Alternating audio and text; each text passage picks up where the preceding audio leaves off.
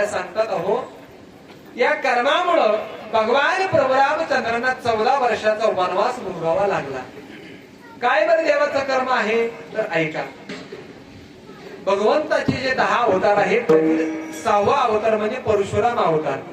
त्या भगवान परशुरामांचे पिता आहेत जमदग्नी आणि माता आहे रेणुका. मला त्या रेणुका मातेचा एक दररोजचा नित्यनेम, गंगेवरती जावं, स्नान करावं आणि स्नान झाल्यानंतर स्नान करून येत असताना साडीच्या पदरामध्ये महाराज पाणी आणावं आणि त्या पाण्यानं महाराज जमदग्नींची म्हणजे पतीची पूजा करावी. मला सांगा, साडीच्या पदरात पाणी येणं शक्य आहे का? पण नाही. परंतु ती पतिव्रता होती आणि पतिव्रतेचा महाराज सामर्थ्य तेवढं असतंही. साडीच्या पदरामध्ये पाणी आणावं, त्यानं पूजा करावी. एक दिवशीचा प्रसंग आहे की गंगेवरती स्नानाला गेल्या आणि मनामध्ये फक्त विकल्प निर्माण झाला. स्नान केलं, पदरामध्ये पाणी घेण्याचा प्रयत्न केला, परंतु मला पदरामध्ये काही पाणी येईना. फक्त मनामध्ये विकल्प निर्माण झाला. पातिव्रत्य धर्म भंग पावला. पाणी महाराज पदरामध्ये येईना. शेवटी हताश झाल्या, निराश झाल्या आणि निराश होऊन महाराज परत माघारी तशा रिकाम्या हाताने आल्या. जमदग्नीने पाहिलं, अरे आज ही रिकाम्या हाताने आलेली आहे, अर्थात त्या आरती हिचा पातिव्रत्य धर्म भंग पावलेला आहे. आणि महाराज जमदग्नी म्हणजे अतिशय रागीट ऋषी. आपण जर महाराज एखादा रागीट असेल तर आपण त्याला सहज म्हणतो काय जमदग्नीचा अवतार आहे की काय? अतिशय रागीट. महाराज जमदग्नीने पाहिलं, त्यांचा पारा चालला, ओळखलं आणि महाराज त्या ठिकाणी 5 मुलं होते. शेवटच्या परशुरामध्ये 4ही मुलांना हाका मारल्या, मुलांनो तिकडे या. मुलं महाराज समोर गेले, उभा राहिले. पिताश्री काय आज्ञा आहे? म्हणजे कुऱ्हाड घे आणि आईचा शिरच्छेद कर, आईचं मस्तक दळावून वेगळं कर. पण 4ही मुलांनी नाकार दिला, कारण आईला कोण मारणार? सांगितलं, पिताश्री आम्ही मारणार नाही.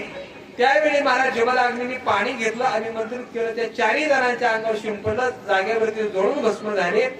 भगवान परशुरामांना हाक मारली, परशुरामा इकडे ये. परशुरामजी आले. पिताश्री काय आज्ञा आहे? कुऱ्हाड घे आणि आईचा तुझ्या शिरच्छेद कर. त्यांनीही महाराज कुऱ्हाड घेतली आणि आईचा शिरच्छेद केला.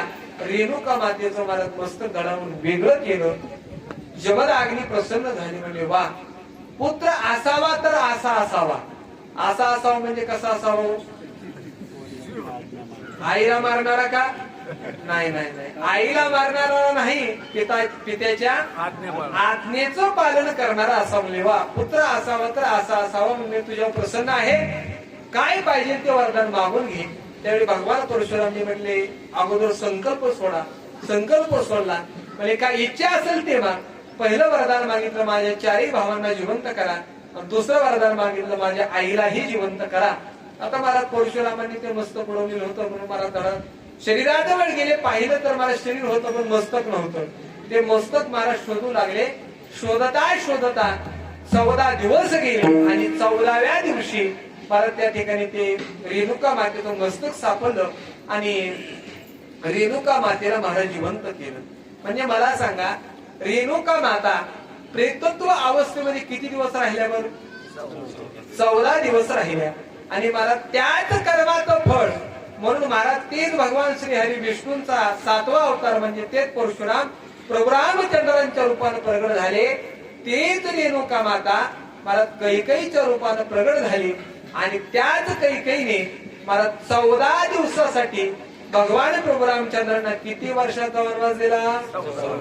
14 वर्षाचा वनवास दिला. म्हणजे 14 दिवसासाठी किती वर्ष वनवास उपभोगावा लागला? 14 वर्ष. कोणाला?